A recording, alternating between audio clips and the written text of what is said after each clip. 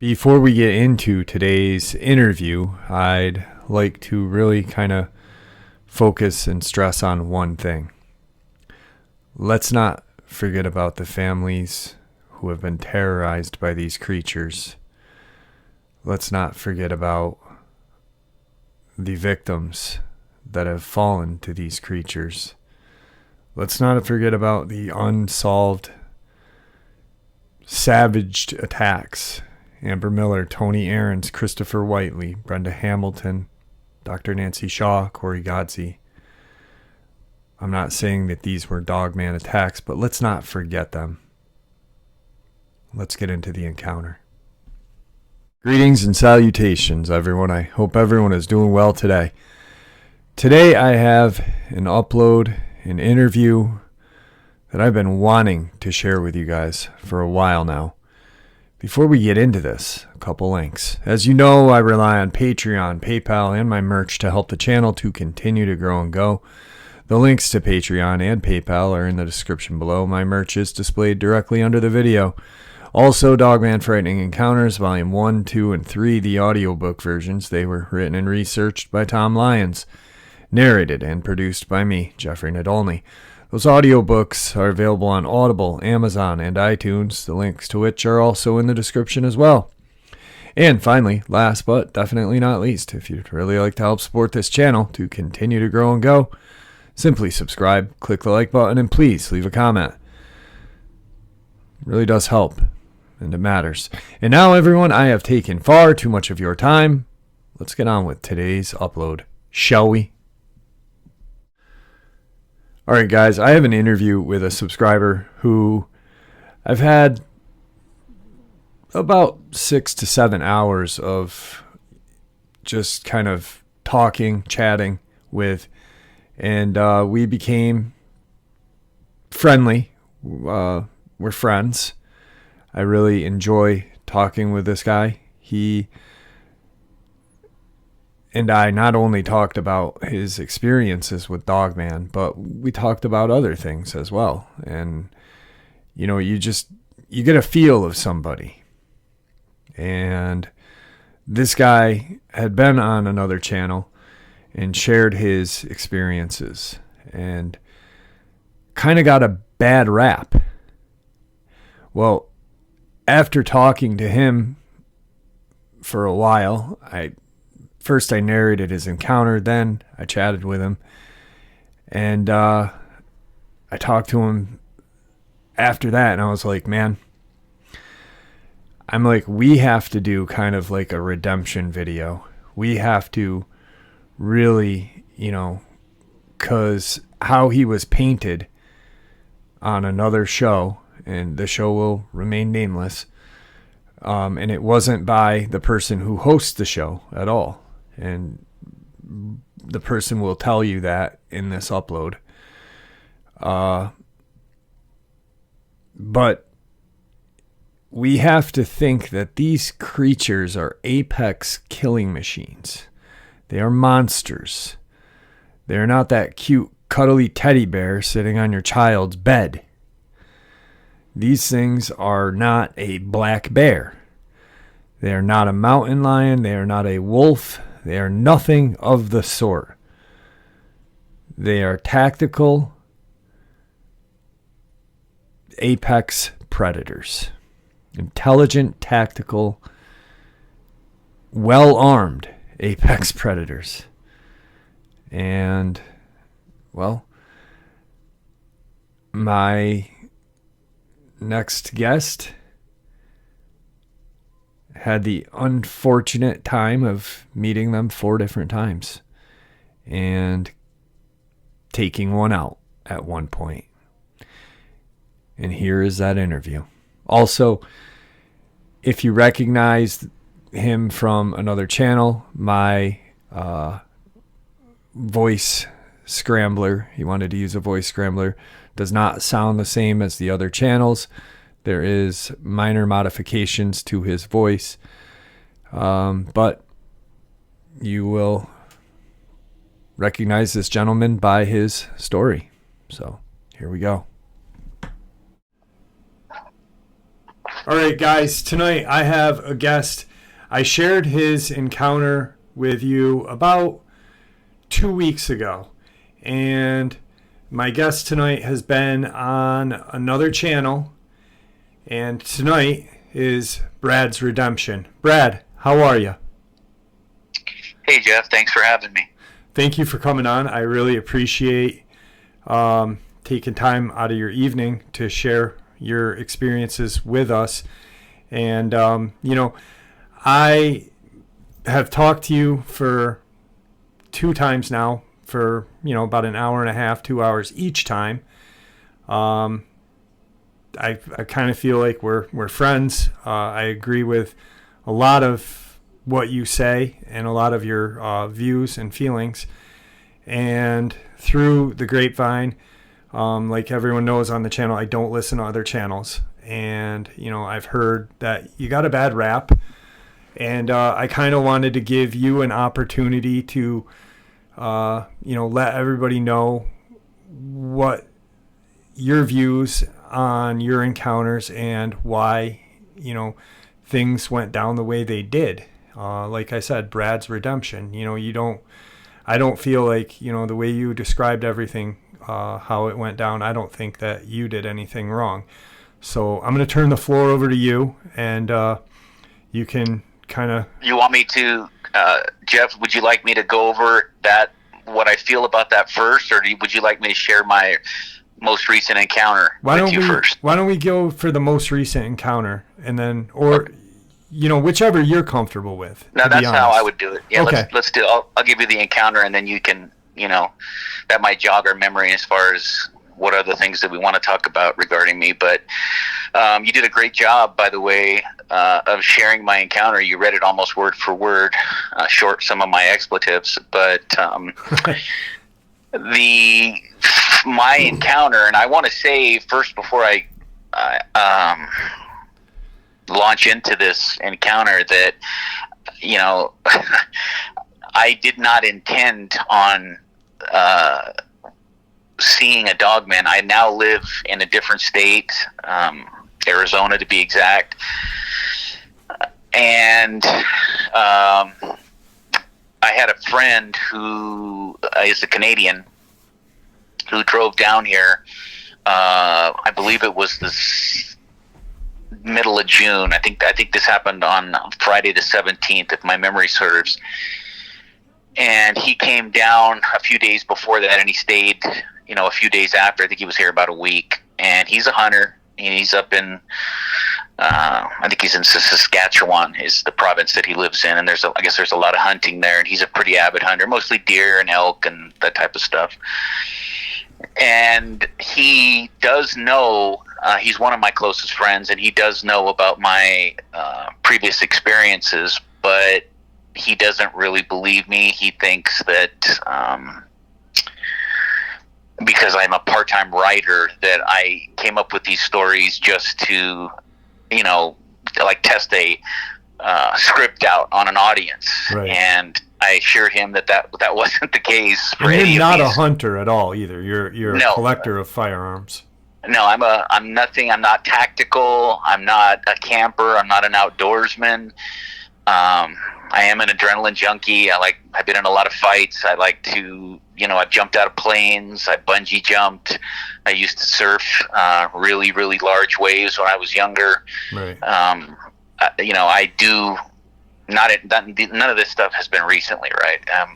In my early 50s now, so none of this is recently. But I am somebody that likes adrenaline.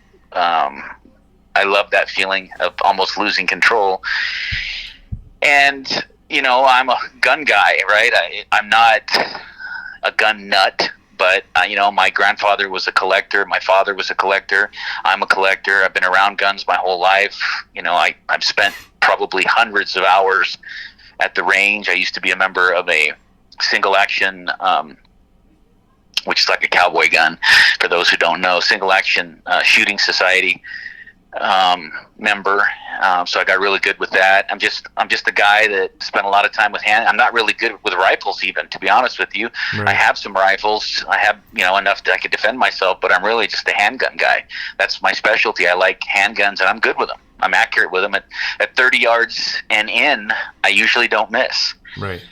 And so, but other than that, I like to hike. I can hike 10 or 12 miles if I need to, and I've done it many times. So I do like to hike. I do like to be out in the outdoors, but I'm setting the stage for this so that your listeners know I'm not like a camper or an outdoorsman. I'm not tactical. I don't go in. I don't do tactical drills, or I haven't been to any tactical schools. None of that. So I don't consider myself any of those things. I just consider myself, an aging old surfer from Southern California who is good with a handgun and likes to hike. That's right. really, and you're not John Rambo. No, I'm right. definitely not yeah. John Rambo or John Wick, either right. one. Yeah.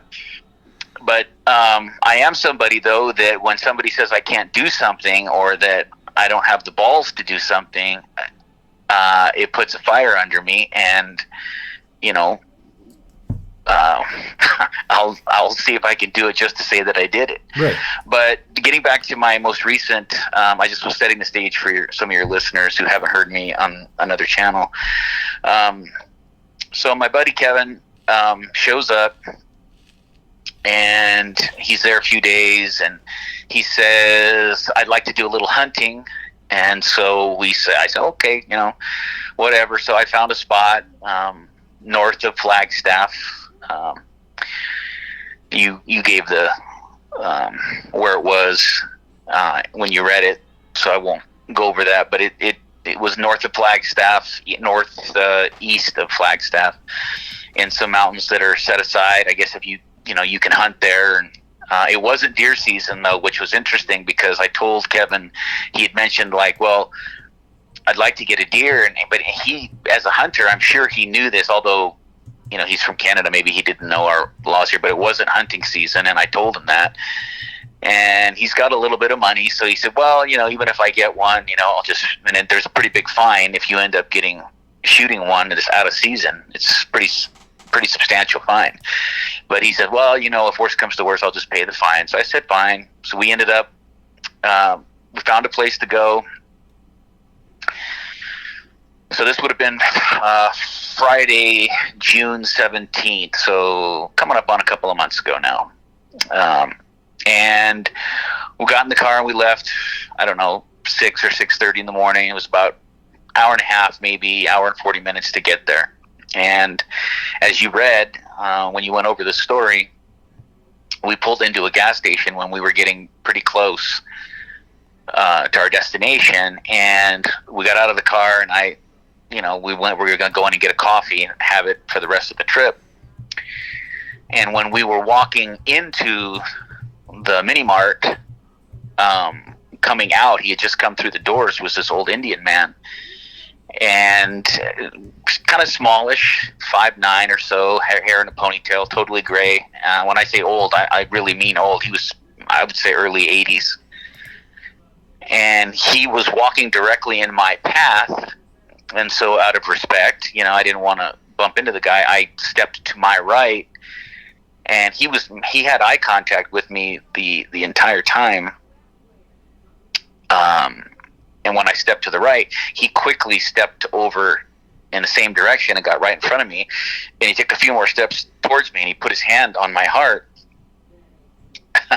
which, needless to say, it took me by surprise. First I thought he was going to hit me, but he was very gentle. He just put his hand on my heart, and he said, "Strong spirit, but your risk-taking, your recklessness," I'm sorry to guess what he said, "your recklessness and your risk-taking are going to get you killed."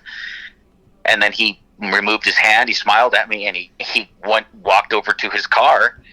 He was under the canopy just like our car was. In fact, I think he was in the next car over.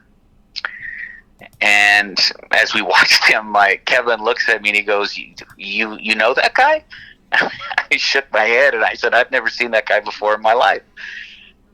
And he thought that was strange. I thought it was strange, and the more I thought about it, the stranger that it got. It kind of got into my head as we were driving. We got our coffee and we put the gas in the car, and I was driving, and we went onto our spot, right? But as we were driving, that kind of started getting into my head. Like, how could he have possibly known that? How would he know that I'm a risk taker? And how would he know that, I've been told earlier in my life that I have a, quote unquote warrior spirit, or a strong spirited person, independent, and which is what I took it. That's how I took it to what he meant.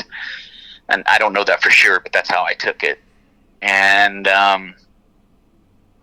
so as we were driving, Kevin mentioned that, he goes, that's really odd that guy would say that. And I said, yeah, I said, I told you weird stuff has happened to me my whole life, man. So this isn't anything new, but I said, it is kind of odd that he knew that. And I don't typically believe in any of that Indian or Native American, if you will, mumbo jumbo stuff, the curses, and I don't believe in any of that stuff, really. And but I have to admit that I thought it was odd that he knew those things about me, even though we'd never seen each other before.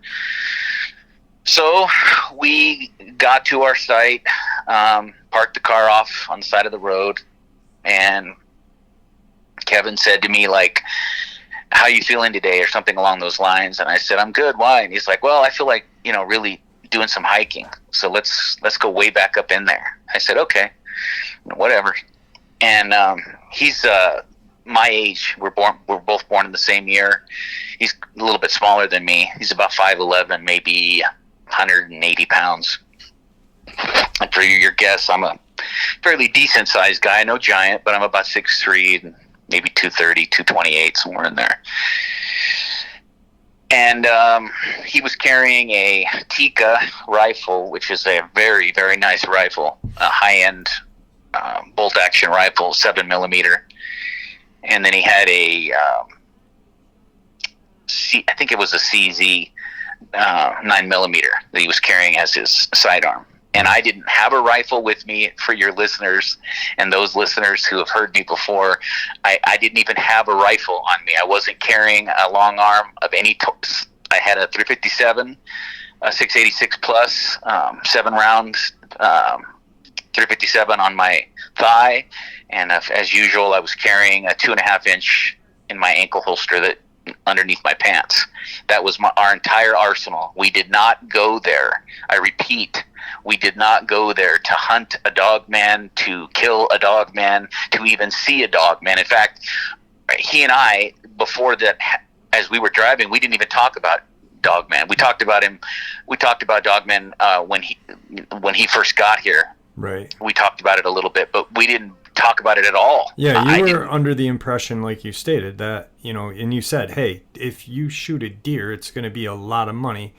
You were just under the impression that you were going on a hike, and that's what your agenda was for the day. You weren't going hunting. You were just hiking with your buddy. No, I was wearing some loopholed binoculars, and he had said, and I'm not really a hunter. I've been hunting maybe twice in my life, but I'm not a hunter of any. In fact, the only thing I've ever killed is a dogman, right? And so when we were hunting, when we were out there, he had said, well, you just be my eyes for me, and help me. He has a scope on his rifle. He had a really nice scope on his rifle. I think it was a loophole as well. But anyway, he said, you just be my eyes, and you look for me, help me find things, and when you're scanning like a spotter. And I said, yeah, no problem. That's all we were going out there for. I just want to make that perfectly clear. I know I'm belaboring the point, but I want to make it perfectly clear. We did not have any intention of seeing, hearing, listening, none of it regarding a dogman. It was the farthest thing from our minds when we, and like I said, we didn't even talk about it once on the trip out there or the day of this. So I'd say maybe an hour and a half or two, maybe not, maybe an hour of walking. It's probably, I don't know, around 11 at this point. Maybe, maybe a little earlier, maybe 10, something along that late morning time. and we came up on, we were walking through fairly thick, it was forest, but it wasn't like, when you picture forest like where you're from, Jeff, where it's real dense and there's trees every 2 yards, Right. That's not what this was. This was like a tree here, a tree there, but there was enough of them you would still say that it was like a forest, right? Right. I guess you call it an Arizona forest. People that are from Flagstaff who are going to be listening to this, they're going to know exactly where I'm talking about. But we were walking through, and really it was a really nice day. Things were really quiet, but not as quiet as they were about to get, but they were quiet and peaceful. All we could really hear was our walking as we were going through. It was peaceful. The air was crisp. It was hot. It's June, right? It was pretty hot, but it was pleasant, very pleasant actually.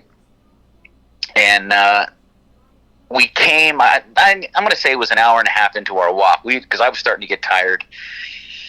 And as we were coming through the forest, we came up to this like opening, and there was to our right, and I'm going to try to describe this as best I can like I did on the other show so people can really try to picture what happened. So as we come through the forest, or a light forest we'll call it, right, to our right and up maybe a little bit elevation wise was this knocked down tree, whatever wood, I don't know what type of wood it was. I'm not even into that. I don't know what type of wood it was, but it was like a white color, like, because it had been petrified, it looked like, and it had been there for many, many years. It was probably 50 feet, if I had to guess, maybe, 40 to 50 feet, right? And it was laying on the ground facing this open semicircled, almost looked like a stage, because there was a like a half circle where there were trees in the forest, and then there was this open area where it was just rocks and a few shrubs, but basically flat, almost like you would envision an amphitheater back in the Roman day. I was just gonna say that kind of. Yeah, at Greek or Roman days, you would picture an amphitheater. It was kind of like that, and it was even elevated a little bit, not a lot, but a little bit. And then it kind of went down into a little gully, and then it was elevated back where we ended up sitting down on the log. So as we saw this, right, there was trees on the right, trees on the left, and then trees back on the far end of this semicircle, and then there were no trees. It was open. So it was almost like we could see into this semicircle, if your listeners can picture that. So as we got over to the log, I said, "Oh, this is perfect height, man. We can sit on this. Why don't we stop and eat?" It was probably, I'm going to say, I might have been off on the times. I think it was probably closer to 11 when we sat down there. And I had brought, peanut butter sandwiches and some water, some beef jerky, and I think I brought something else too. But anyway, we sat down and, we started eating, and we had finished, we were talking, and I noticed, like, right as I was finishing my sandwich or getting towards the end of it, right, I noticed that it got quiet. And any of your listeners that know, I've listened to your show before, they know what that quiet means. Silence, yeah. The silence, and it was deafening, right? It got really quiet, and I said to, actually Kevin said to me, he said, "Man, I got a bad feeling, dude." And I said, "Yeah, I know, me too." And my head was on a swivel, right? And that was the first time that Dogman even popped into my head. From the beginning of all of this, when all this morning started with him, this was the first time that it occurred to me, like this was the same thing happening all over again, where it got silent, right? Now, we still hadn't heard anything. It just got silent. There was no bugs, nothing. In fact, I could hear myself chewing. That's how silent it was. And, I'm looking around, and Kevin, he said again, he's like, "Dude, something's up. I just don't feel right." And he even stopped eating and put the sandwich back in the plastic bag, and I was carrying the backpack with the food in it, so he put it back into my backpack. And I finished my sandwich, and I'm starting to drink the water, and I'm like, "Yeah, dude, this doesn't feel right, man." And so we were kind of worried, and he's like, "Well, do you want to go?" And I said, "Well, I don't see anything. I don't hear anything. And he's like, "Are there bears here?" And I'm like, "I don't think so. I mean, maybe black bear, but I know there's not grizzly. Right. Even in northern Arizona, I'm pretty sure there's no grizzly bear or something that big, right? And I don't think there's wolves either. So I said, it could be a mountain lion or something like that. But I said, you got a 7mm. It's not going to be a problem if it's a mountain lion. So we sat there, and then I don't know. I'm trying to remember exactly how long after that we had decided we were going to get up and keep walking a little further into it, because there was where the semicircle was, there was like a I don't want to say an opening, but that's for lack of a better word or term. There was kind of an opening on the far side, because we were in front of the semicircle. And if we kept going straight, we would go back into the forest, right, and keep walking. And there was a hill in the distance, and he wanted to kind of get to the base of that hill. So I said, okay, well, we're not that far from that, so let's just keep going. When I sent you that email, it was still fresh in my mind, right, or more fresh in my mind. So whatever it says in there is probably more accurate. I'm trying to do this based on on my memory, but it seems like I said to Kevin, because I'm hard of hearing, and I said to him, did you hear that? And he goes, no. So I'm listening, and then it sounded like, to me, like somebody walking right through the brush, a ways away from us still. It was kind of distant. Okay. And so Kevin goes, oh, yeah, now I hear it. So, I put my binoculars up. I'm looking around. I don't see anything. And he looked through his scope. He didn't see anything. And I said, well, I don't, that could be anything, right? And so, but sure enough, maybe 15 seconds after I said that, we see this like really large, I don't want to call it black. To me, it looked more like a chocolate colored brown wolf, right? It was on all fours. Comes through the thing, right? And immediately when I saw that, I don't remember if we had sat down behind the log. I just don't remember what the events were, if we sat down behind the log. But I remember when we saw that, I told Kevin, I said, and he was already looking through it, and he goes, that's a big wolf, man. So I walked around the log, and I was on the far side of the log, right? And I kind of bent down, and I was looking through my binoculars. And,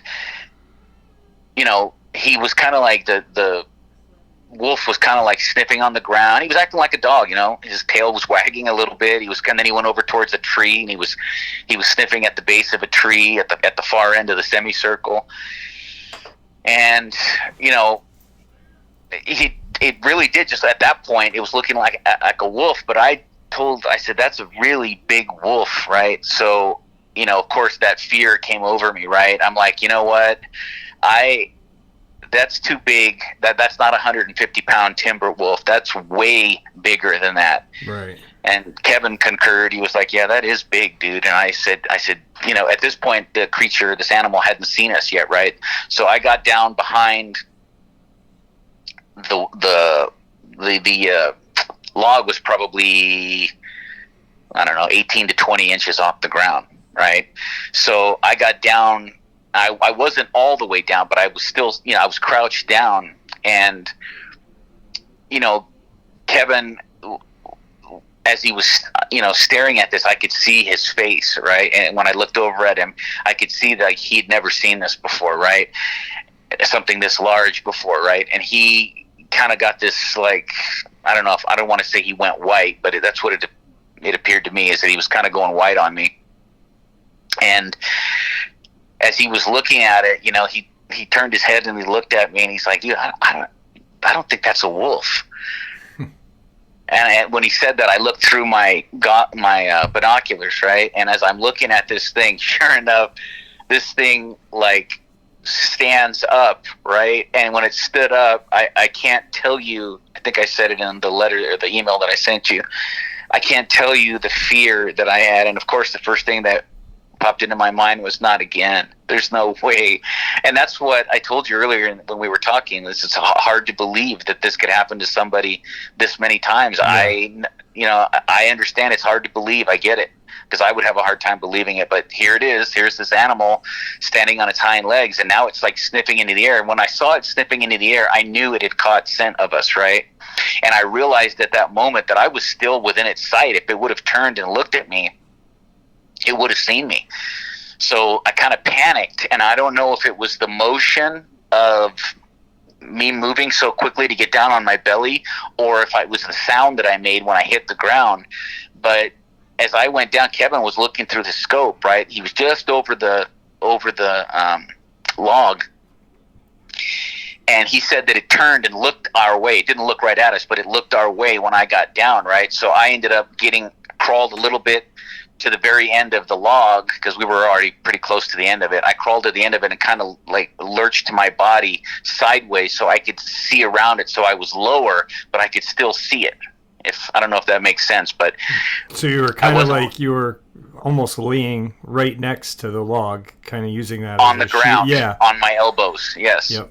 Yes. I wasn't any taller than the log, so I didn't stand out, but I could still see him. Now there was brush and there was shrubs and stuff that were in between where our position was and where this turned out to be a Dogman was, right? And so I would say that we were, I think I told you this in the email, but I think as best I could tell, we were about 80 yards. And so I'm trying to remember the exact sequence of events here so that I get this right. So then as we were watching it, he kind of stood up and he sniffed, and he kept doing that, right? And at one point he turned directly towards us and sniffed. And I told Kevin, I said, he can smell us. And Kevin said, he goes, is that an effing Dogman? I said, I'm not 100% sure, but I said, I'm pretty sure that it is, because I've never seen another animal stand up like that, and he seems to be walking on his hind legs. So I'm going to say that that's probably a Dogman. And we're talking in really low, in case your audience is wondering, we were talking in whispers. Right. Kevin and I were only about 4 feet apart. So 5 now, feet. Really quick, he is the one couple of times that you guys spoke about this. He, like you said, skeptical about it. No, he thought I was making this up. Right. He thought, even when I told him that I had killed one of these animals, he thought that I was, again, because I do a little writing on the side. I'm not a professional writer by any stretch, but I do a little writing on the side. He thought that I was testing a script. That's what he said. That right. I was testing a script for an audience to see how they received it, and if it would maybe be picked up like as a movie or something. And I told him, I said, Kevin, I swear to you, brother, that's not what I'm telling you. What happened, how it happened, and all 3 of the encounters he knew about. Right. Now, what was his face like when he said, is that an effing Dogman? And you said, I'm pretty sure that is. Well, Kevin's got these blue eyes. I have green eyes, right? He's got these blue eyes that are very like what I call telling. And when you look into his eyes, you can almost see what he's thinking, right? And I saw nothing but unadulterated fear in his eyes, because even at 80 yards, you could tell by the reference points of how tall the Dogman was to the trees that he was around 8 feet. Okay. And I would say weight-wise, he's not the biggest one. The biggest one, was on another encounter I ever saw, was close to 9 feet and probably 600 pounds. This one, if I had to guess, I'm not saying I have an expert opinion, but my opinion would be he was probably close to 8 feet and about 500 pounds. Okay. And when he walked, you could hear the thumping when he walked. So he must have had some weight. If he was only 150 pounds, you wouldn't have heard him as he was walking through the forest like we did from that distance, right? Yep.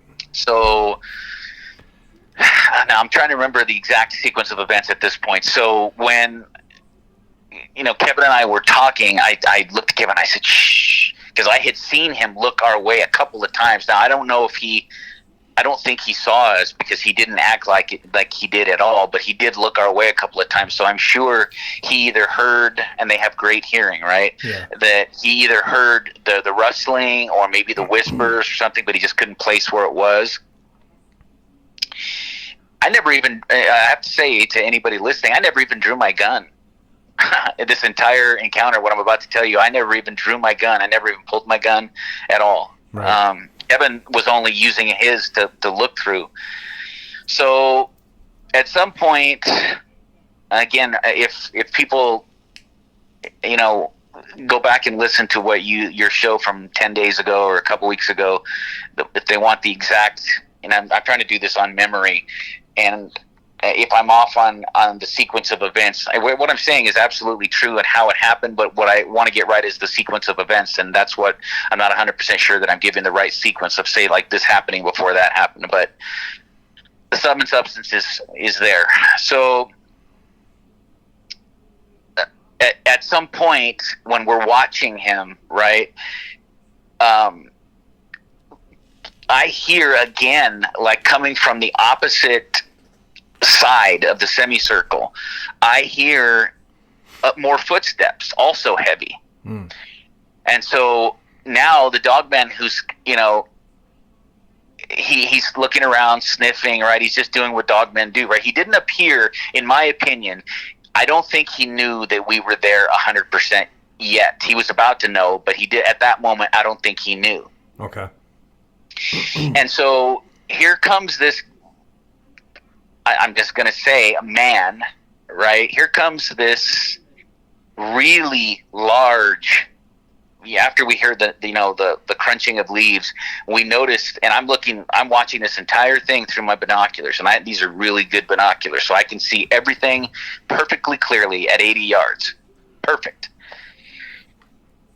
And I hear this crunching, and I noticed that at one point the Dogman then turns immediately. He takes about 3 steps back, and he's facing whatever this is that's coming through the other side. There's probably, I would say, 15 yards between the Dogman, and here comes this large, for lack of a better descriptive term so your audience understands, Nordic man with,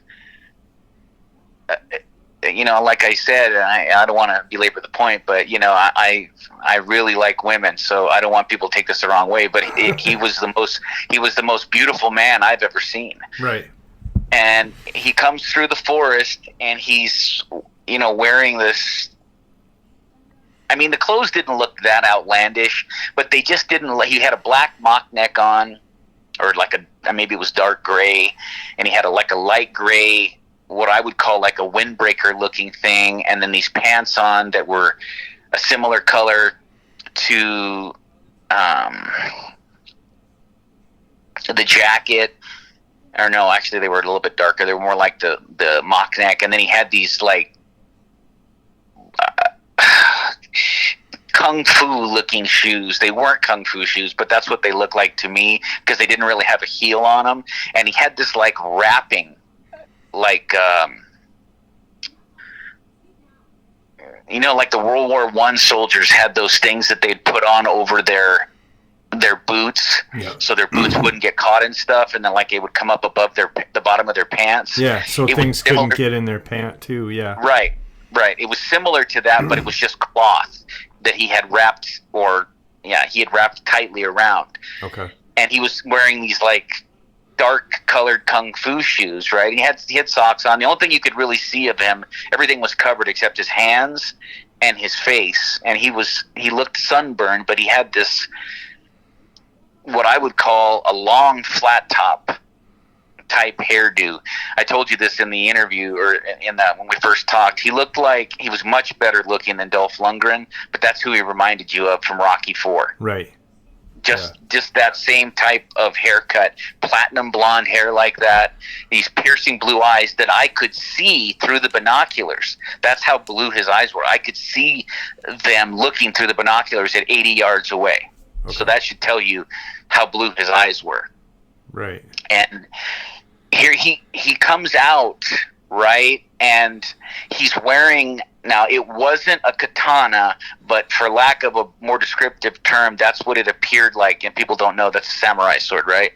It looked like a samurai sword, maybe a 2.5-inch blade, and then he had look to me, I don't know this for sure, I'm just speculating here, but it looked like a matching dagger that was maybe 12 inches long. Okay. On his hip, on his, I guess you call it his hip, on the opposite, which would have been his right side. Right. And he Not had to correct you, but 2.5 foot you meant, right? Not 2.5 inch. Yeah, sorry. Okay. I just wanted to get it so people could, there was no mistake. Yeah, not 2.5 inches. That would have been a problem, right? Yeah, definitely.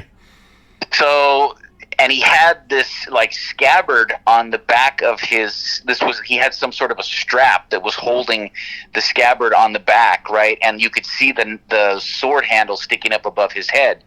Now, for your audience, when I say that this man was large, I'm not just saying it because I'm at 6'3" and we'll call it 230. I'm not a giant, but I'm a pretty decent sized guy.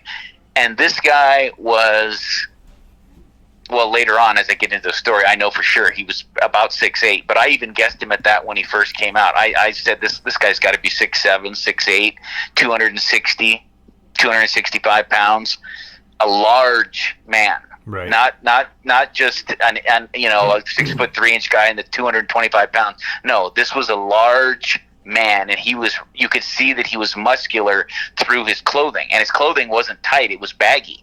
Okay. Well, at least the jacket was kind of baggy, but the mock neck looked like it was tight, but he had a jacket over it, and you could still see how big this dude was.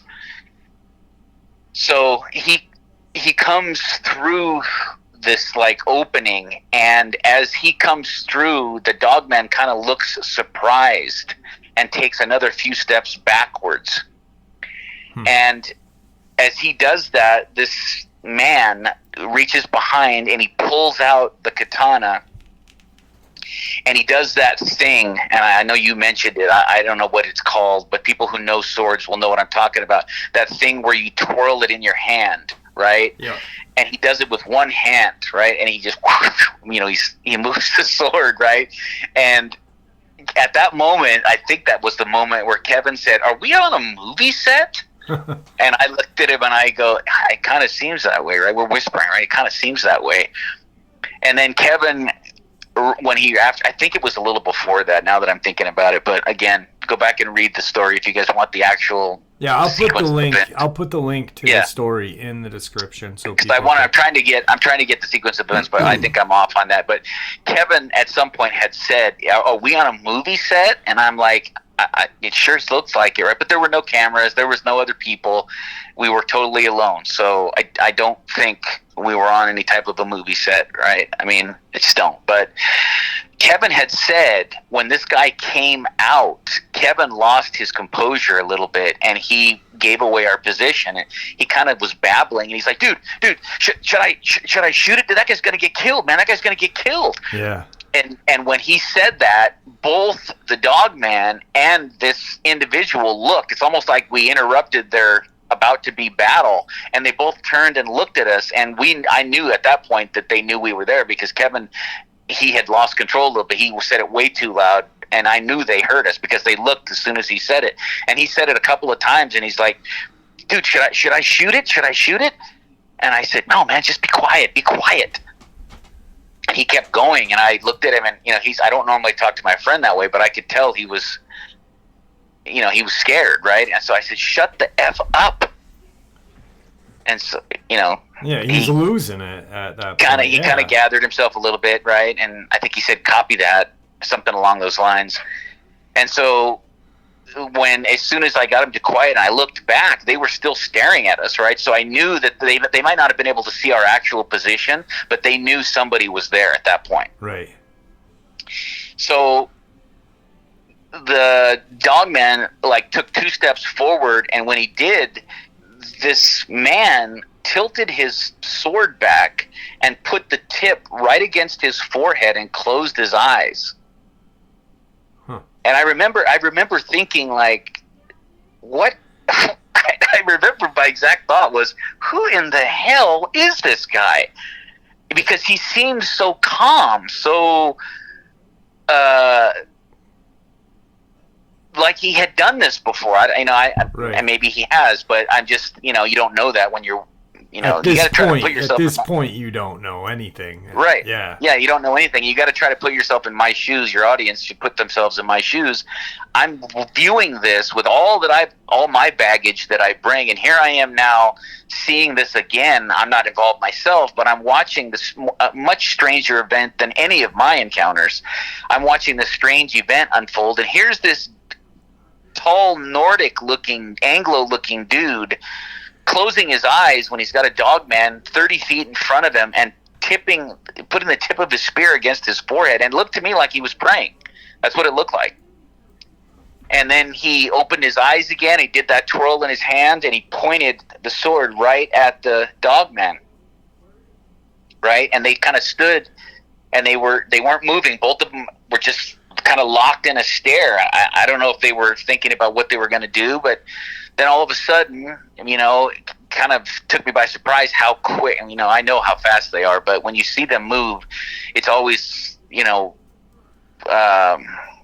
a little overwhelming to see just how quick they move, right? And he closed the distance so quickly. But what was more startling was how this guy brought the katana up to his right and slashed down, if your audience can understand what I'm saying, slashed down from top right to bottom left. And as he did it, he kind of did I don't even want to, I don't know how to explain it, but he was able to do that and move. He twisted his body and he moved. And while he was moving, he ducked because the Dogman swiped with his left hand and he had his claws out. He swiped with his left hand and the guy was able to avoid it, but he had put a deep gash in the chest, so deep that the Dogman put his hand up on his chest and he turned around, and when he turned around you could see the ray. He was bleeding from his chest big time. The Dogman and this guy were standing in the opposite places they had been when they started this fight, right? The man was on the other side and the Dogman was on the other side, and they had squared off again. And so there was a little break in the action where they were just staring at each other. And I swear to you, I can't say for sure, but it looked to me like the dude smiled at him.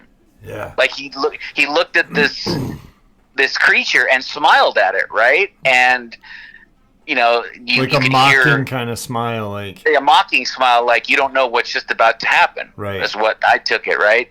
And so the Dogman was just like, he took his hand off his chest and he was like, I don't know how to explain it, but he was kind of doing like this thing with his hands. He was like he was shredding something, wanting to get at him, and he was growling and really loud and snarling. I mean, just frightening stuff, right? And so I looked back at the man, and he's just standing there, right? And sure enough, they're probably only 15 feet apart. And so the Dogman maybe takes 3 steps, and he had closed half the distance in those 3 steps, right? And to my surprise, this man took 3 steps forward as well and drove the katana with both hands into the stomach and out up he drove it through the stomach, but it kind of went up and came out the back of the Dogman. And then as he did it, he kind of did a tuck and roll to his left, like towards us, but to his left. And the Dogman, and then he kind of turned around. The Dogman kind of spun around a little bit. And after he did this, the blonde guy actually turned his back and was looking out at us. And the Dogman was kind of going left and right and left and right. He was kind of like wavering. You could tell he was done just by looking at him, right? And the man was out, like, it was almost, I felt like he was looking at us, and he wasn't looking directly at us, but he was out looking like he was saying, to me it seemed like he was saying, did you guys see that? that was the feeling that I got, right? And so he had his back, this is how confident he was. He actually had turned his back on this Dogman. Apparently he knew he had him, because the Dogman kind of wavered and went right. He turned around a little bit, and he was kind of choking, and blood was coming out, and he's making all these noises. You could tell he was done, right? And so he fell only maybe 6 feet from the feet of this guy. So the guy takes his little, not a little, but it's a big dagger, 12-inch dagger out, and he walks up and he grabs the head, and he like lifts up the head. The Dogman was still alive at this point. He was a goner, but he was still alive. And he like grabs his head and he lifts it a little bit, and he plunges this thing into the neck of the Dogman. Wow. And I heard Kevin go, "What the F? Who?" And I'm starting to like go. And I said to Kevin, and this is the time I said to him, I said, "Dude, we got to be on a movie set or something. I mean, what?" And he's like, "Dude, there's got to be camera." He said that. He's like, "There's got to be cameras around here or something. This is some sort of we're watching some sort of special effects or something." And I said, "Cryptid Kill speechless. Bill or something." Yeah, we were just speechless. And so after he drove it in, he kind of stood up, right, and he looked at it for a second, and you could see the Dogman slowly stop. He was moving, and then he stopped moving, right? And the man was just looking down at him, right? And then he turned and he walked out towards the end of, or like the beginning of this semicircle, right? And he spoke directly to us, and he said, "You guys can come out now," just like that, regular American English. No English speaking, from England type, just a regular. It almost sounded like he was from California, to be honest with you. Just the way he said, "You guys can come out now," just in that calm of a voice, right? So then he goes back, and we're still watching, and he goes back, and he pulls out the knife. He pulls out this little cloth from inside of his jacket, and he wipes down his dagger and puts his dagger back in its sheath. And then he pulls out he had to like move the Dogman's body a little bit, and he pulls out his knife, and with the same cloth, he wipes the blade down, right? And I noticed that when he did that, there was no blood of any kind. It looked the same way it looked when he brought it out from his jacket. He wiped off the blood, put the thing back inside pocket of his jacket, is what it looked like to me. And then he did this thing where he placed his sword back in the sheath that was on the opposite side. If you know, like when people wear a scabbard on their back like that, it's usually to one side of the head or the other. Well, with his right hand, he took it without finding it with his left hand and found the opening of the sheath. That's a 1 in a million type thing, right? Yeah, just and he was able to.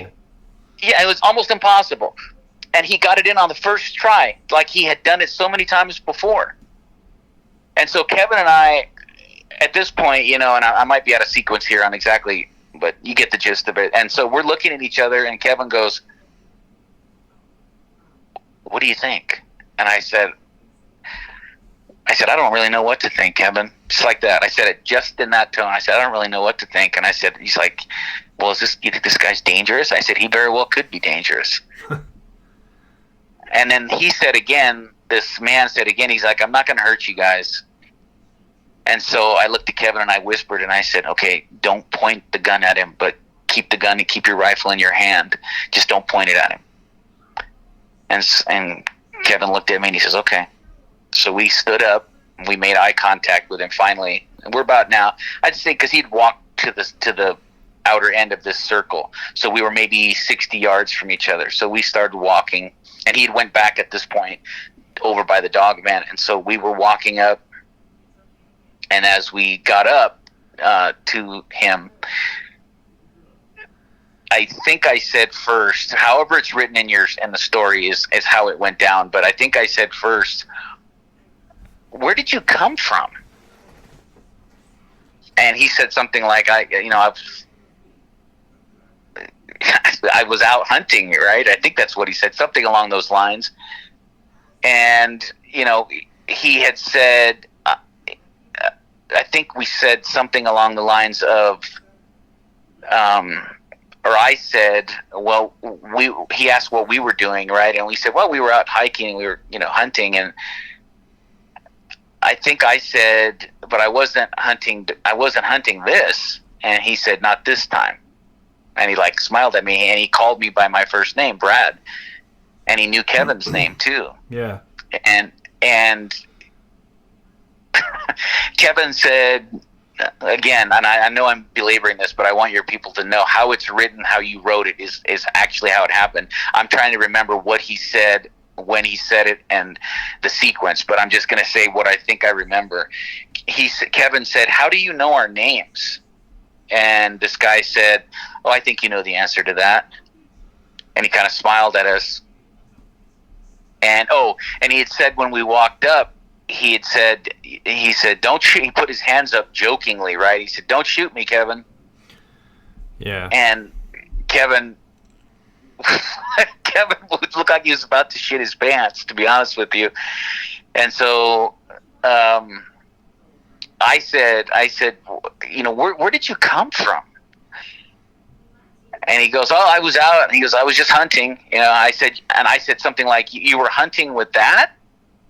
I said, "You don't even have a," he's like, "Well," and he pointed to my 357, and he goes, "That's cheating." He goes, "If you really want to hunt one," something along the lines, "if you really want to hunt one, the best way to do it is a sword." I started laughing, and I said, he pointed at my gun, and he goes, "Those are cheating." And he goes, "And you well know, Brad, how hard it is to kill one with those." Yeah. And when he said that, it felt like he was reaching into my soul, and he was, I don't know, you can tell when I'm talking about it. It's like it's almost too much for me to even believe that I lived it. And so we said a couple other things, and then I said, "What's your name?" No, that was after. I think that's when he was walking away. Yeah, that's when he was walking away. I think I said something like, "So, what do you," and he goes, that's right. I said, "What do you guys call these things?" And he goes, "Well, I believe you guys call them Dogmen." Yeah. And I thought to myself, "You guys? Well, aren't you a member of you guys, right?" But I didn't say that at the time, but that's what I was thinking. And I said, "Well, what do you guys?" And I kind of joked when I said that. I was, kind of had a smile on my face. I said, "Well, what do you guys call them?" And he goes, "Well, they have many names, but the one we use most is Hellhound." I said, "Hellhound, that makes sense." Yeah. And he's like, "That makes sense." And he said, "You guys got to be careful out here." And I said, "Really?" And then I don't think you wrote this I don't think I wrote this in the email, but I forgot. But he had said, he was out here for you, Brad. And I said, "Who was out here for me?" And he pointed down at the Dogman. And I thought that's what sent chills through and I said, "Really? We didn't," and then I reiterated, I said, "We didn't come out here to hunt this. We came out here just to hike, and Kevin wanted to get a deer or something." Right. And he's like, "Well," he's like, "he was here. He was here because you were here." And I just kind of shook my head, and I was, I didn't know what to say. And he goes, "You guys really got to keep your head on a swivel when you're out here." And I said, "Yeah, no shit." And he kind of chuckled. And he said, "Well, I guess I better be getting back." And then he picked up the ankles of both legs and and like you would carry if you were going to drag something behind you, right? Some sort of a big animal, you would grab them by the heels, right? Yeah. And in this case, it wasn't a heel. You know what the Dogman feet look like, right? He grabbed them by like that thing on the back of their foot. Kind of like that ball thing at the back. Yeah, that ball thing. Exactly. That's how I would describe it too. And he started walking towards the opposite end of the semicircle, like he was going to go back into this. There was an opening on the other side of the woods. Not an opening, but there was enough room between the trees that he could walk, dragging this creature, right? And I said, "So that's it?" And he goes, "I'll see you again, Brad."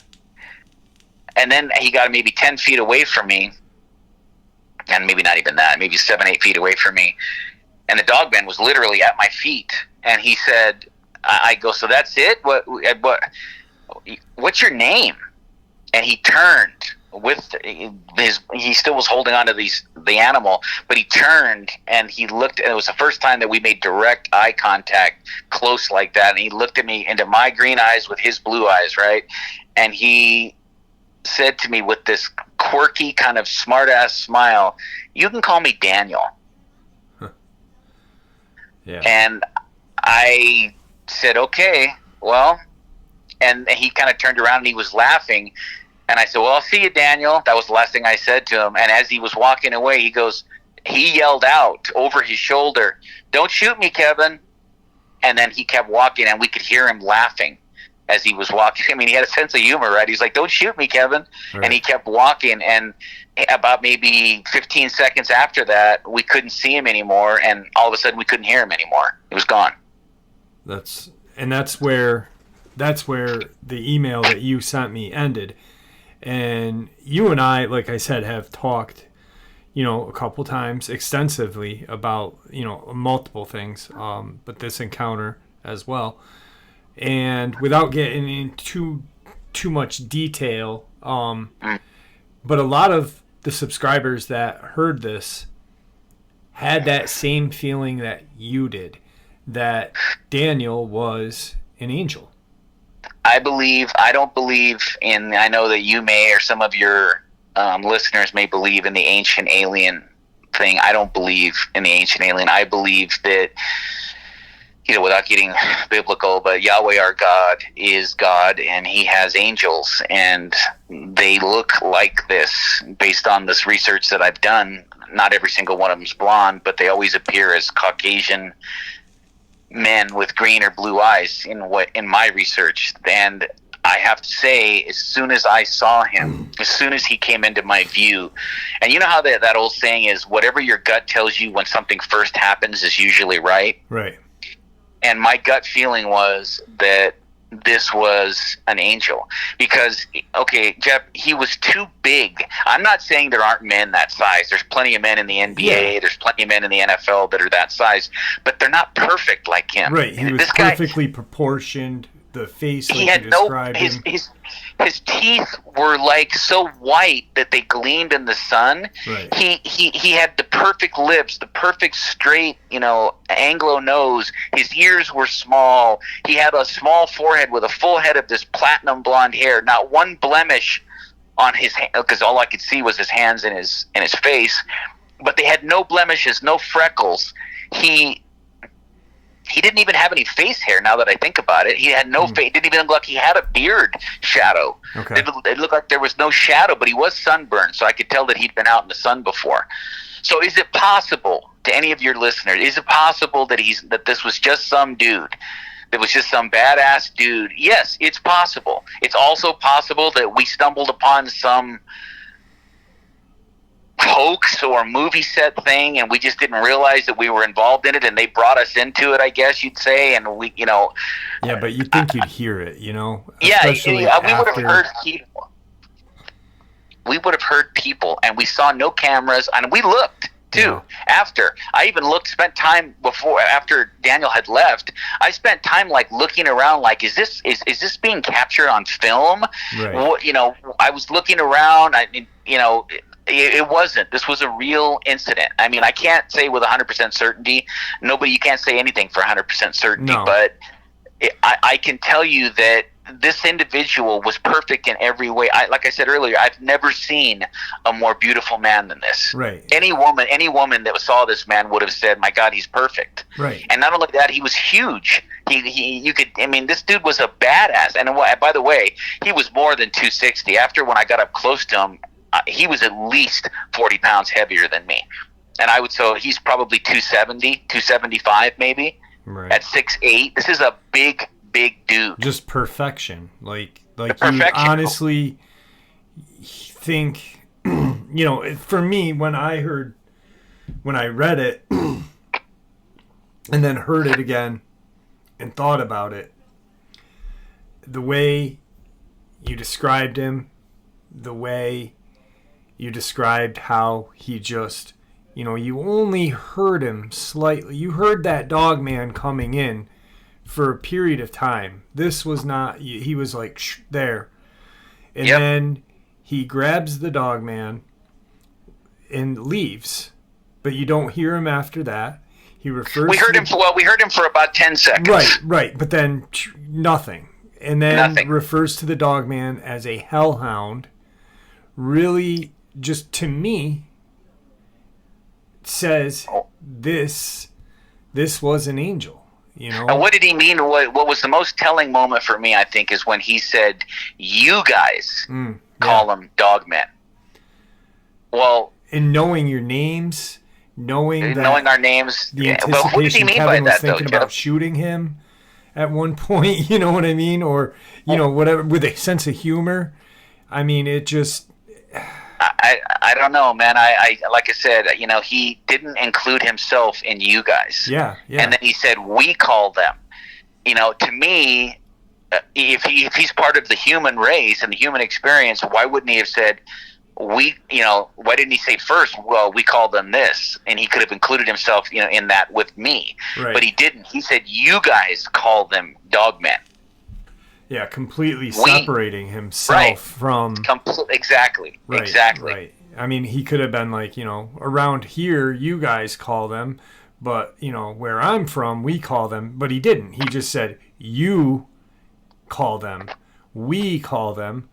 He was just very... There was a delineation between us. And this guy was, he showed, he didn't even, for your listeners, so that they can really picture this and try to understand how this has changed my life completely. This dude didn't even sweat.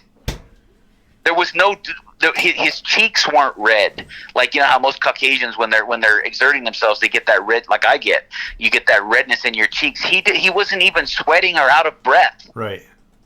I don't know how else to explain it other than to say he was perfect in every way. Right. And he had a sense of humor, which you wouldn't, normally when you're talking about biblical things, it's such a serious thing. But this guy had a sense of humor.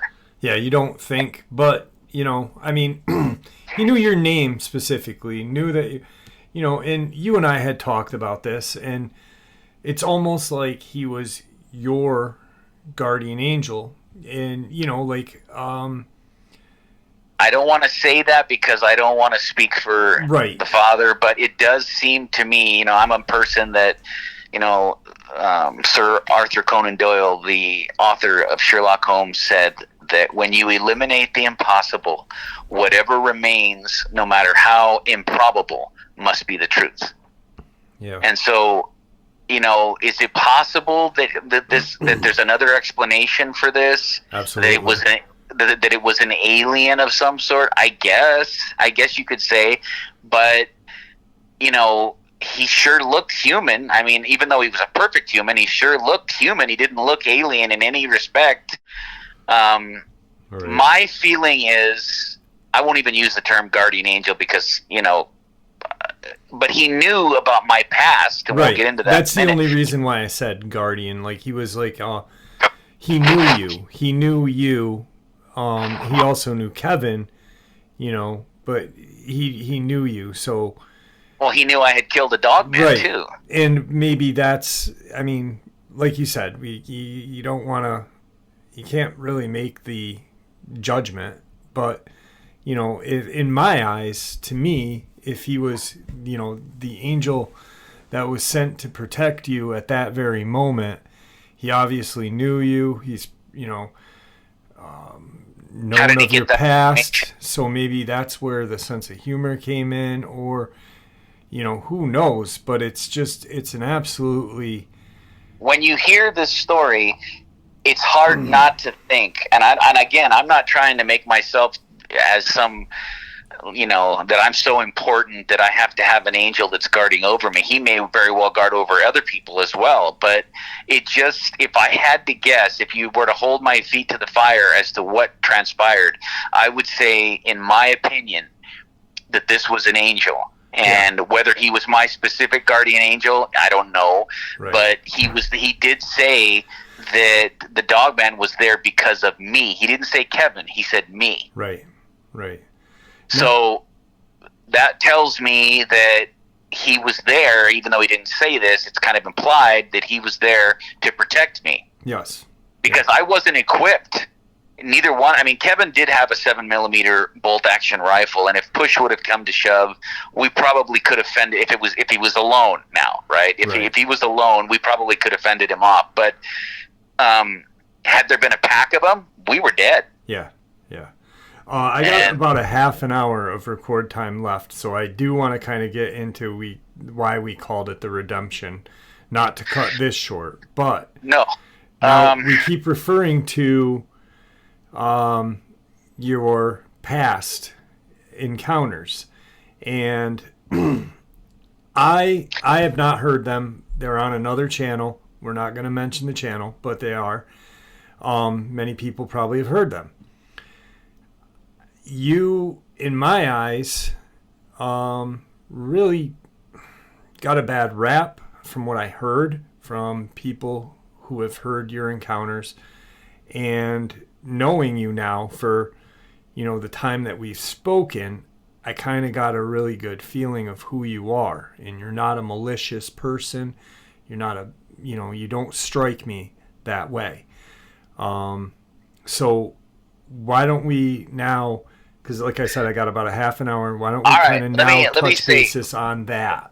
And okay. Just so everyone knows, this will be the last time Brad kind of shares any of this with anybody, Yeah, I have no desire to go on any more shows. I only am doing this show because of what I'm about to tell you, how I feel like the other show that I was on, again, without mentioning names, because the person who runs that show was good to me, so I can't say anything bad about him. Right. But the people who made the comments in all of my encounters were, I would say, 80% against me and 20% for me. So it was overwhelmingly negative.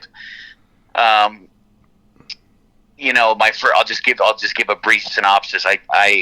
I've had 3 encounters prior to this in 3 different states now. This is why, if I was listening to this, I understand people would say, I can't believe this guy. This is just too much. I get it.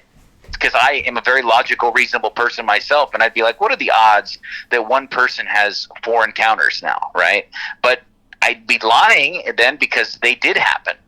So I have to tell the truth, and I wanted to come on a forum where hopefully I'm not treated like this bloodthirsty guy, who is just trying to kill Dogman every time he goes out into the forest. And, I admit that, well, let me start with my first encounter. I had my first encounter in Southern California, up in the hills. I lived in Southern California, let's just say close to the San Gorgonio Mountains. For people that are from Southern California, they'll know where that's at. And there's a national park up there. And I used to go walking at night, and I had my first encounter not long. I mean, literally, 3 or 4 months after I even knew. I'd always heard of what Sasquatch and stuff like that, but I'd never heard of Dogmen before I started watching these particular shows. Right. And it was only 3 or 4 months after that I had this encounter. And it wasn't violent. It could have been, but it wasn't. In fact, I don't even think it was really necessarily evil. No. He could have, the Dogman that I encountered that time, he could have I was armed, because I never go into the forest unarmed. And I would advise everybody listening to never, despite what you may hear from other people, right? Yeah. I would never tell anybody to go in the forest unarmed. Well, period. Really quick too, is my subscribers know I go out in the woods where Tom Messick disappeared, and the majority of them say, I hope you're armed. So this is why I feel that you're on a platform that you can explain how you feel. Yeah, I do feel that, it's lunacy to tell people to go into a forest at night unarmed. Yes. And I'm not going to say that any other show the person who runs the show tells people to do that, but perhaps guests have come on and have told people that, it's unnecessary to be armed, that, these animals know that you're armed, and if you're not armed, they'll leave you alone. And I mean, they're an apex predator. They're a hunter. They're opportunists. Yes. And if you're unarmed, you're an opportunity for them. You know, they have killed many, many times. Every show that I've listened to, there's always a possibility when you encounter an animal like this, you know, that's 500 pounds and 8 feet tall, there's a good chance if it's hungry that it's going to try to eat you or at least hurt you. Yeah. And, you know, the idea to somehow, you know, pray to it or ask permission to enter the forest, right. You know, I don't want to make fun of other people, but if you're that dumb that you're going to go into the forest at night and get on your knees and pray to one of these animals to give you permission to go into the forest. Sorry, but that's not how I roll, number one. And number two, you're going to get people killed telling them to go in unarmed, because then if you're attacked and you have no way to protect you, what's to stop you from being torn to shreds and literally eaten? It's dangerous. It's very dangerous. It's not logical. It's yes. These animals don't like, one thing I learned in my encounters is these animals do not like gunfire. Now, I don't just mean when you hit them with it. You can see them when it's close to them and gunfire goes off, the way that they flinch, they don't like it. Yeah. So if for no other reason, to have a gun with you when you go into the forest, you know, day, night, whenever, and even if it's a 22, at least if you can have, you know, showed one of these creatures that you're armed, I think you're much more likely to be left alone than going in unarmed and just assuming that they know because they're all knowing, or, you know, you've prayed to them or whatever. It's ridiculous to me. But anyway, that was my first. I was in Southern California, and then my second one. Well, first one, really quick, just so people know. Sure. That first Dogman that you saw, I believe the way I remember you telling me, it stood up. You had your firearm out, and you kind of did like a hand gesture, like, "Hey, let's just kind of." But it saw your gun. It kind of recognized what a gun was, and you both went your separate ways. Well, he was standing. I heard growling to my right. I was on a trail, and I heard growling to my right, and I just assumed it was a coyote or something. Yeah. But when I got to a clearing and I could see into my right, off the trail into the little forest area, I could see about maybe 50 or 60 feet from me these yellow eyes looking at me, and they were over by a tree, right? And I was sitting there, I'm thinking to myself, man, that's a really large coyote, and I don't think there's wolves Southern California, even up in the hills, but it stood up then, right? And it was probably 7:10, if I had to guess, because later the next night I came back out there and stood right where it had stood, because at 6'3", I wanted to see how much taller it was than me, right? And I would say it was about 7'10", and he as he put one hand up on the tree, he was staring at me with his yellow eyes, right? And I was looking right at it, right? And at one point, he kind of drops down on all fours like he was going to come towards me, right? And I had a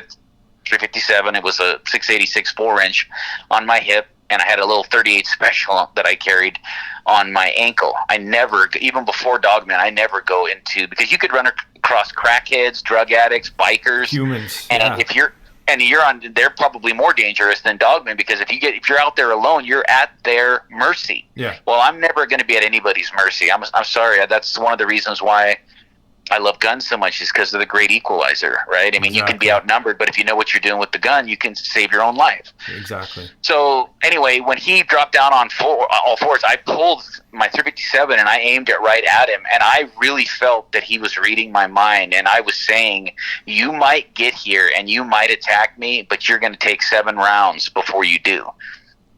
And he stared at me for another second or two, and he kind of they say that he smiled. I don't think it was a smile, but it was more where he showed his teeth to me. And then he kind of stood back up again, and we had a moment where we were just looking at each other, and then I don't know, maybe 30 seconds, he was holding the tree. We were looking at each other, and then he dropped down on all fours. I'm just giving the cliff notes here. I'm not giving the whole story because we're on time budget. And then he dropped down, and he looked back at me once again as he turned around, and I looked at him, and then he did this jump. He took a few steps. He did this jump where it was he looked like 30 foot almost. He jumped away from me and to the right, so I couldn't see him because he was behind trees, and he was gone.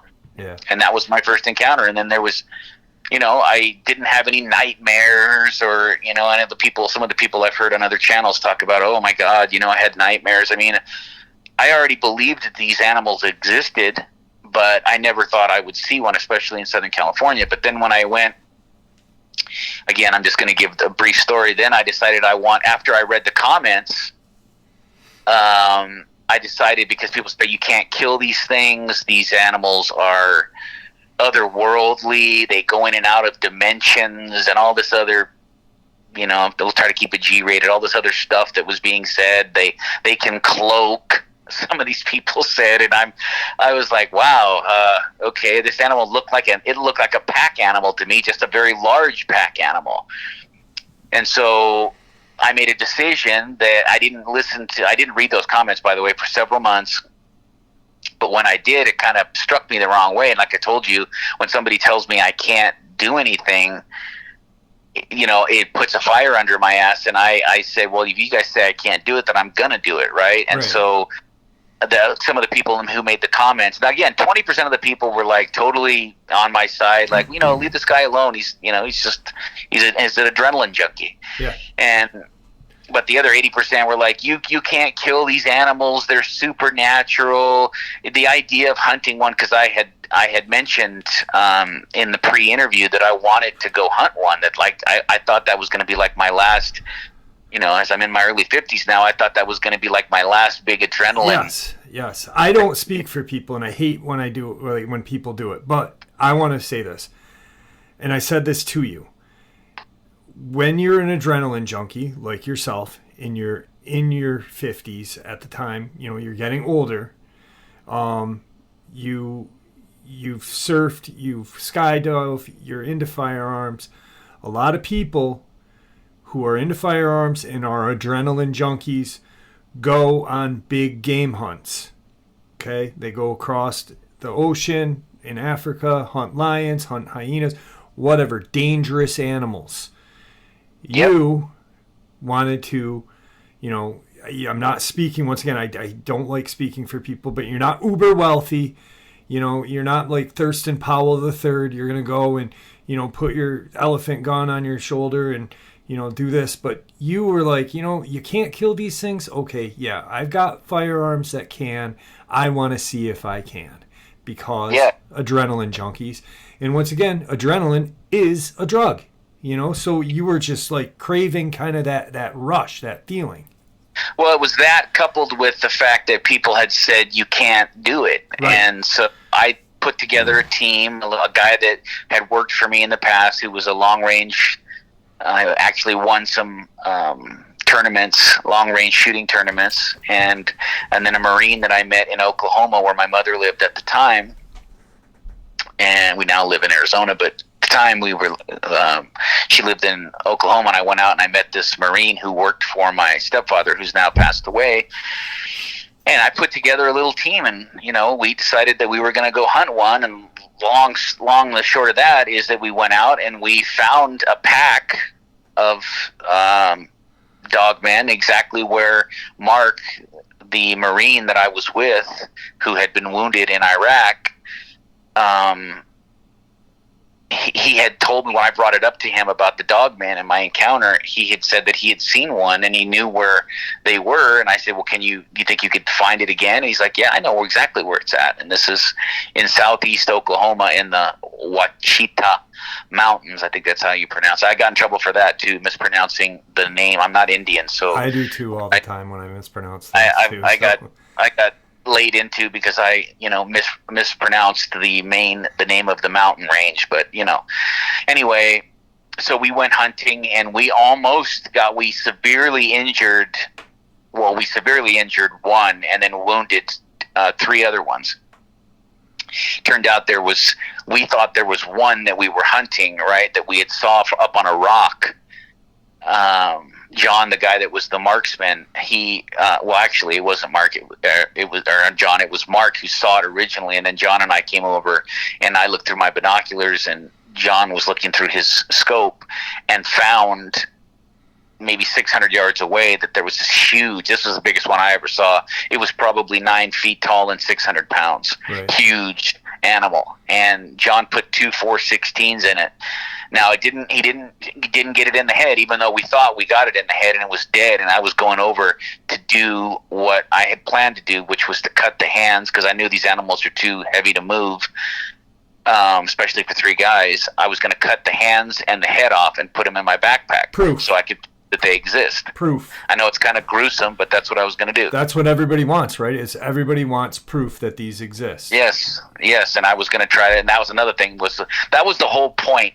I got accused of being this bloodthirsty guy that just wanted to kill something. I've never killed anything. I've never been a hunter. I've gone hunting a couple of times, but I never killed anything. And the only time I had a chance to kill a deer, I couldn't pull the trigger on it because I didn't want to hurt the deer.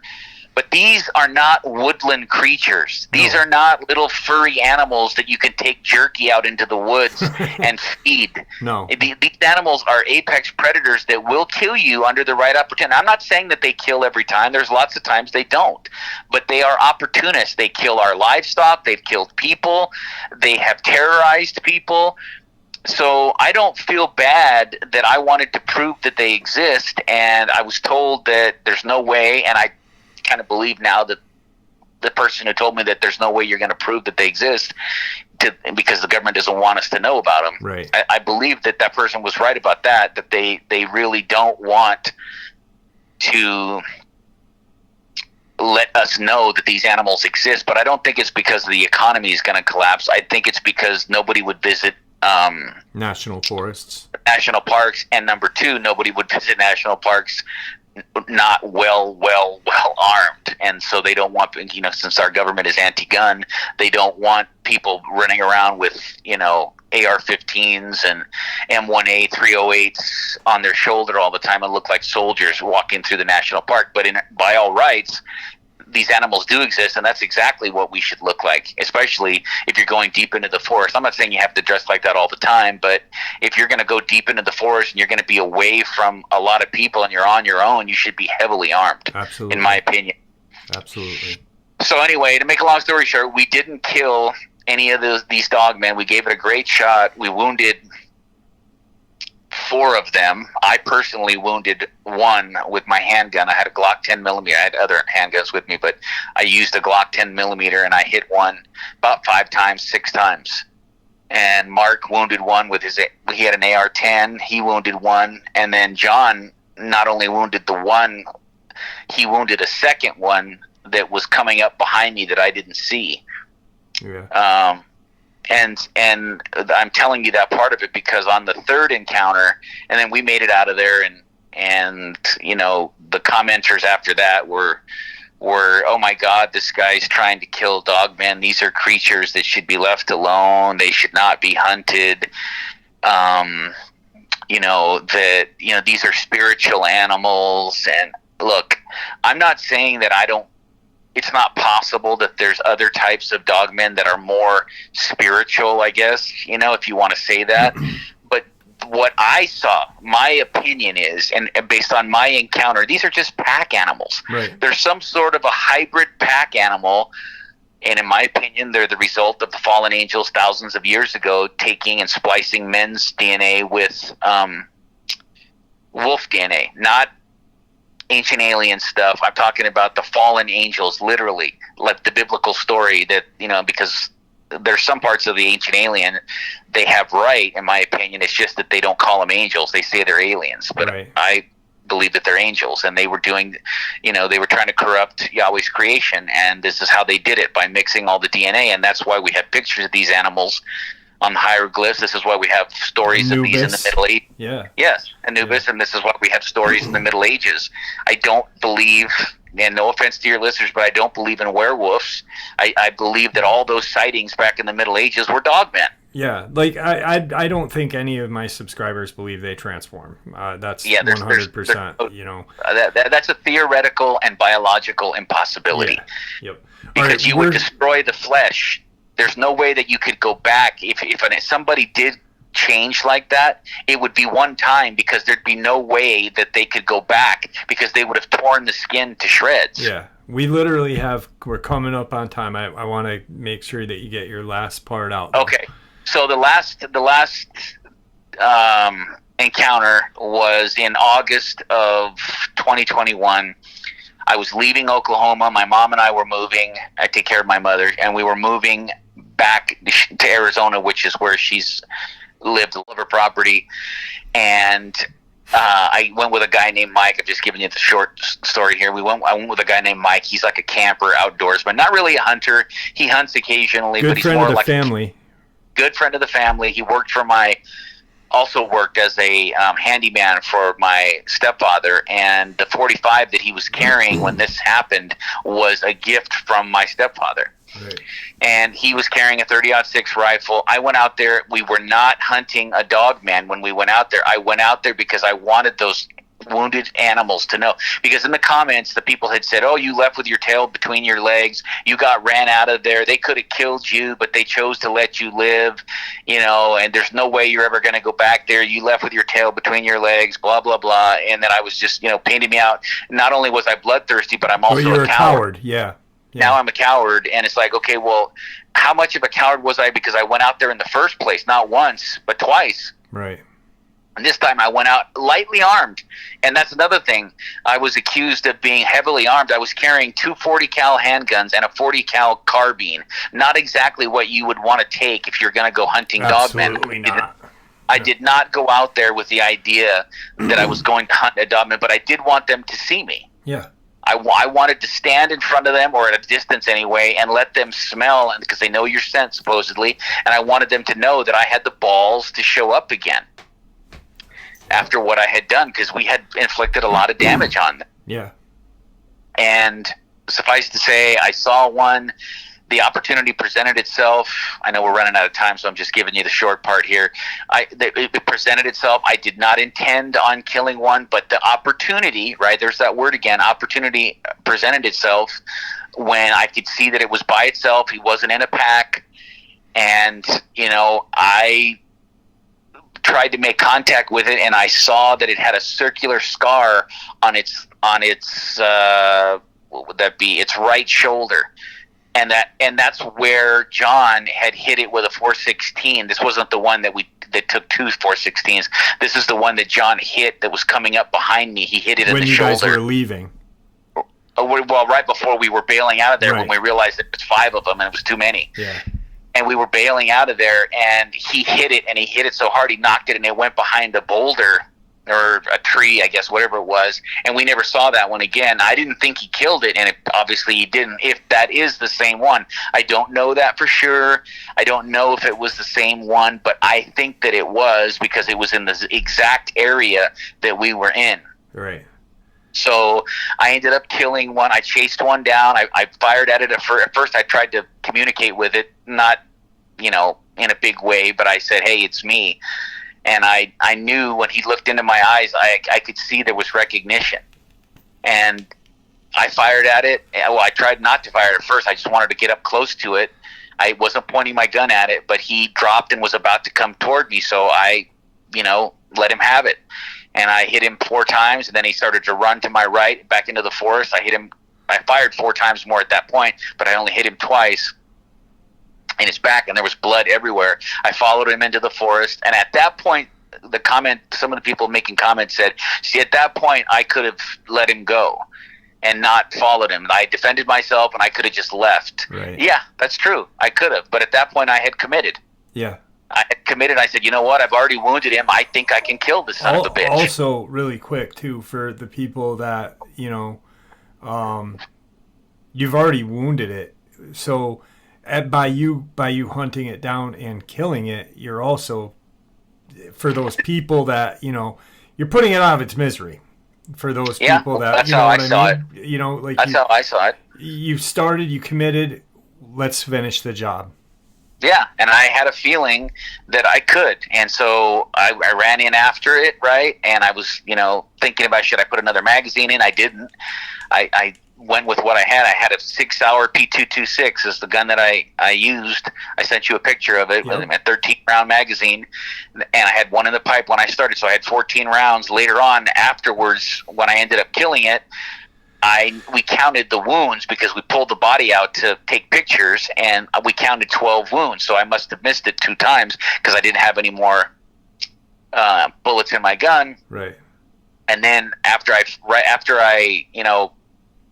I wanted to say something that was like smart and funny, or smart ass to this creature, because I've been told that they can understand our speech, or the way that our voice, the tones of our voice, what we're trying to say, right? So I looked at it, and I was trying to think of something really like kind of witty. Deep and witty to say, and I couldn't. I could only think of those words from Samuel L. Jackson in Kong Skull Island when he's talking to King Kong, and he says, "Man is king." So I bent down my face only like 4 feet from its face, and I said it was still alive, and I said, "Man is king." And then I lifted up the gun and I put the last 2 rounds into its head and killed it. Right. And then my gun slid open and locked, and I put another round in.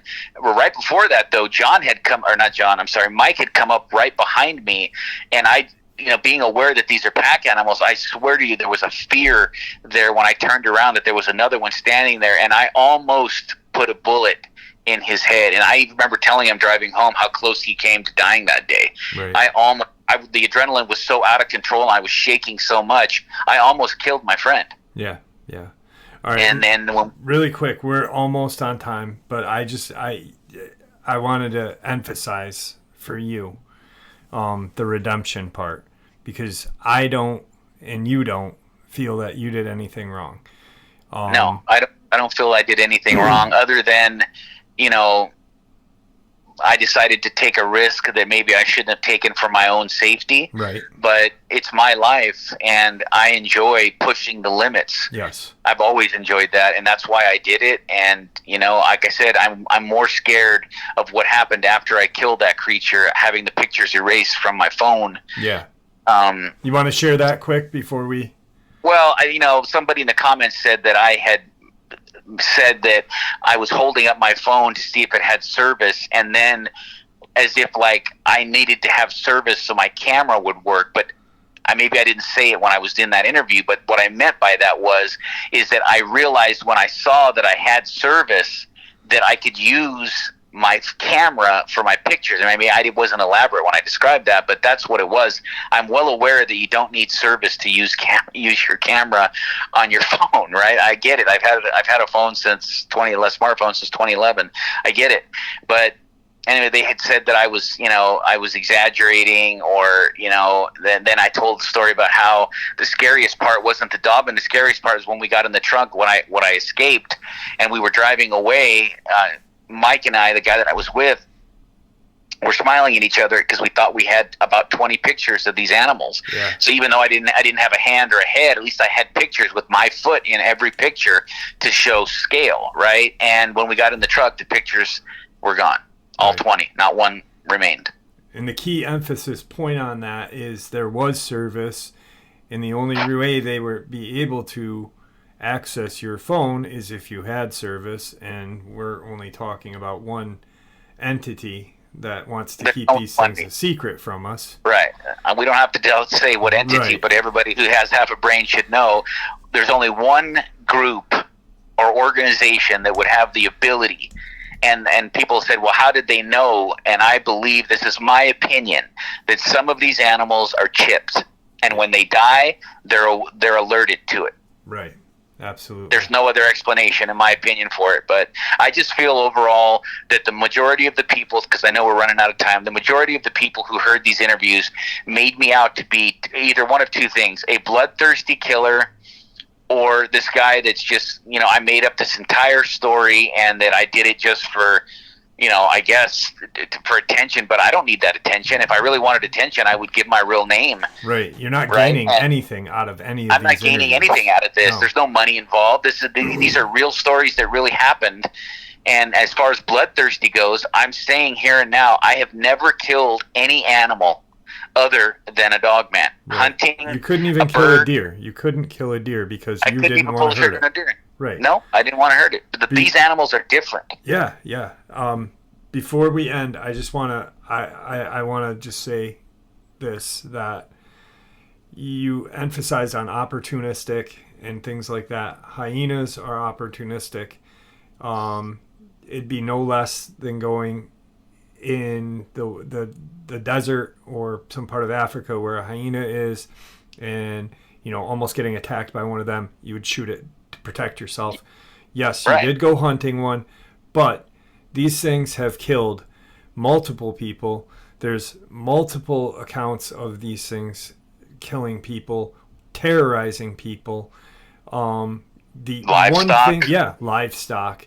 The one thing that in Palmyra, Maine, a family was circled. You know, the one thing that you did, and you just admitted to it, was you risked your own life. Everyone else that was with you was signed on to it and knew what they were getting into. You didn't risk their lives. They came as men of their own, but you risked your own life. That was the only stupid decision that was made that could be called stupid.